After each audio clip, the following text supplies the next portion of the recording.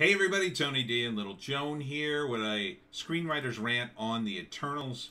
The trailer just dropped from Marvel, and as you can see here, a Neolithic tribe that lives on a cliff is sitting there, and then suddenly a giant marble slab spaceship shows up and the Eternals arrive, and it's very exciting for some reason.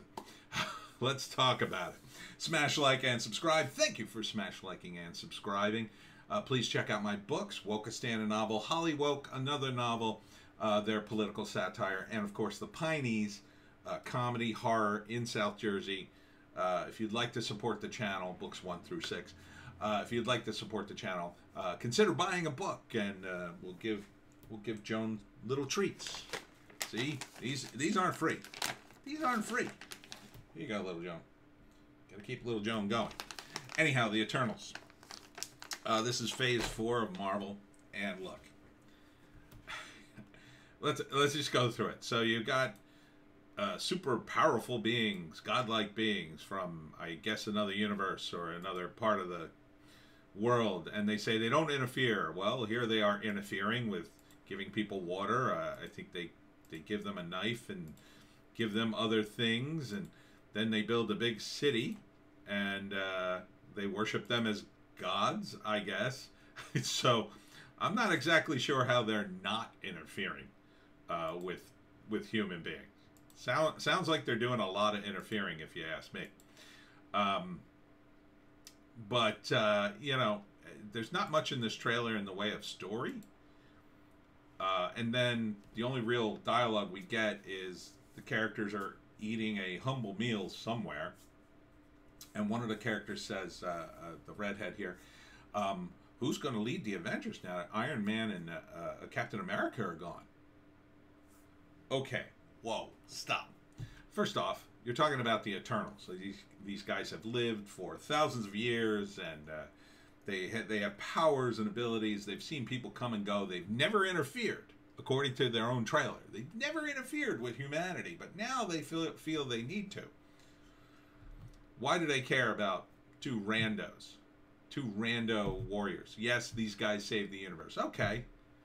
But lots of other stuff happened on the planet before then.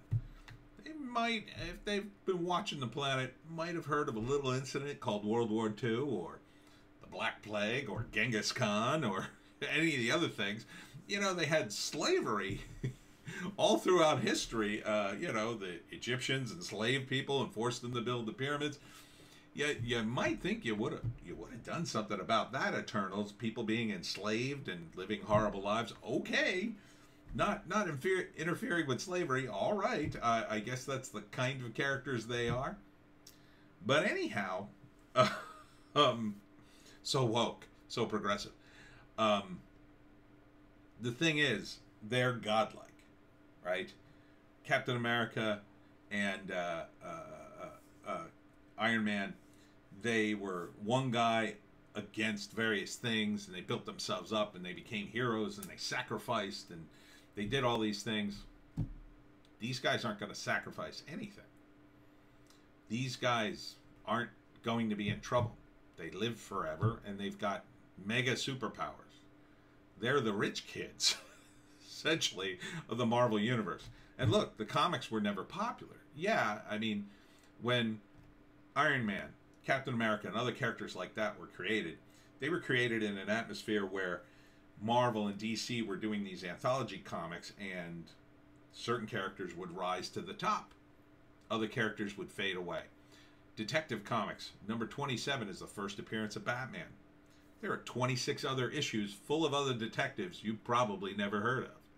Characters that have been forgotten because Batman was the S.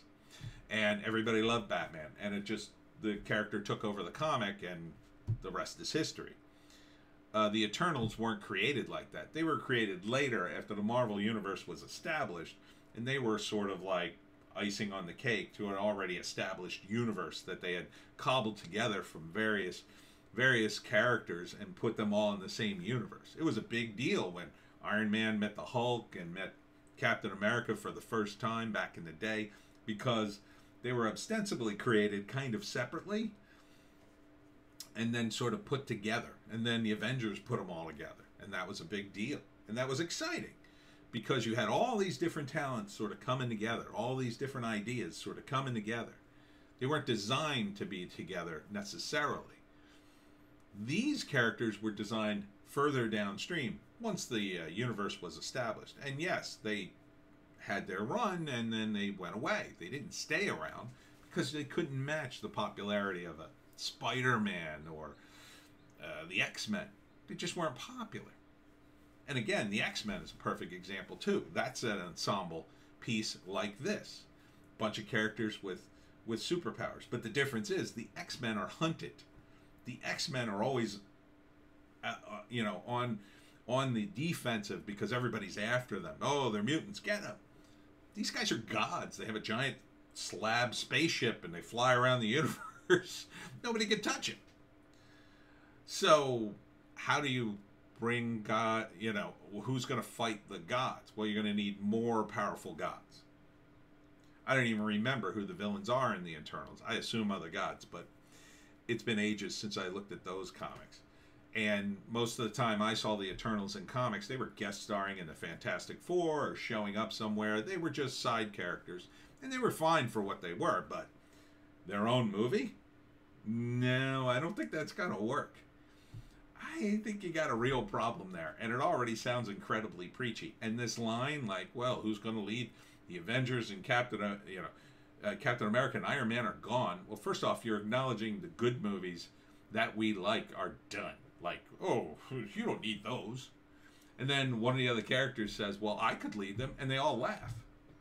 Like, I don't understand. What's so funny about that? We don't, first off, nobody knows who the hell the Eternals are. I kind of know them, and I don't know specifically who that character is or why they would laugh at the idea of a godlike being leading the Avengers. What's so funny about that? So, swing and a miss. So, why are they eating at all if they're godlike beings? I mean, do they even need to eat? I don't know. We don't know anything about these characters from this trailer, just that you should like them. And they're very fancy and have lots of powers and they live a long time and they're coming. Okay. What did we learn from Iron Man? Iron Man made weapons and then he regretted it. Captain America was a weakling who desperately wanted to fight in World War II. And then a secret experiment made him able to do that and he became Captain America and then he had to fight the Red Skull. There's all these great origin stories. Is this a great origin story? I don't even know. They don't even tell you. Who are they? What? Out of all the characters in Marvel Comics that you would need to explain their origin, the Eternals would be top of that list. It's extremely important you explain who the Eternals are. Oh, you're just going to assume that the comic book buying public knows who they are? Most of the people who buy comics don't even know who the Eternals are. They've probably heard of them. They've probably seen them appear here and there. They don't really know them all that well, other than, oh yeah, they're godlike beings who come and go. It's not a good setup for a movie, which is why I think this is going to be a real stinker. A real stinker. It's just going to be haughty and smug, which fits in perfect with the woke BS that's permeating LA and Hollywood in general. November 2021, okay. While everybody's getting ready for the holidays in a economy that's not exactly doing gangbusters and all the rising prices, oh yeah, let me go spend $12 on this movie. No, the loyalty isn't there. This isn't Spider-Man. This isn't Iron Man. You don't understand comics. This was the wrong characters to turn into a movie. And if you were, they should have been, well, very, very humble and very much positive about what had come before. Because we all liked that. We all agreed we'd like that. Oh, but no. Hollywood will tell you like what to like. Oh, good luck with that. Good luck with telling the audience what they like. I'm calling it now. Fail.